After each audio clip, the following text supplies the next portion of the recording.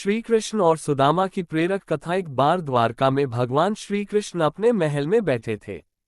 तभी महल के द्वार पर एक वृद्ध दरिद्र व्यक्ति ने दस्तक दी। उसकी आंखों में संकोच और हृदय में आशा थी। द्वारपाल ने जाकर कृष्ण को सूचित किया कि एक दरिद्र व्यक्ति उनसे मिलने आया है। कृष्ण ने द्वारपाल से कहा, उसे तुरंत भीतर लाओ। जैसे ही वह वृद्ध व्यक्ति महल के भीतर आया, श्री कृष्ण उसे देखकर खुशी से उठ खड़े हुए। वह व्यक्ति और कोई नहीं बल्कि कृष्ण के बचपन के मित्र सुदामा थे। वर्षों बाद अपने मित्र को देखकर कृष्ण ने उन्हें गले से लगा लिया।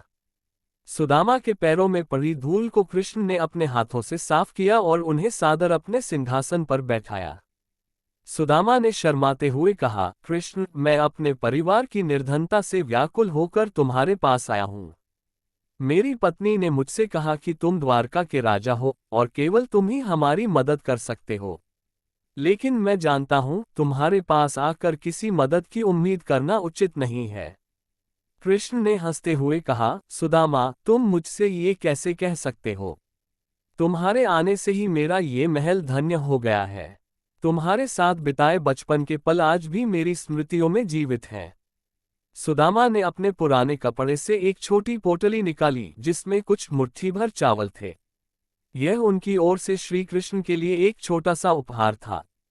कृष्ण ने उन चावलों को बड़े प्रेम से ग्रहण किया और कहा, तुम्हारा यह उपहार मेरे लिए अमूल्य है।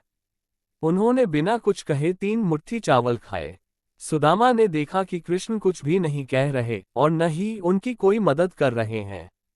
वह निराश होकर द्वारका से वापस लौट गए।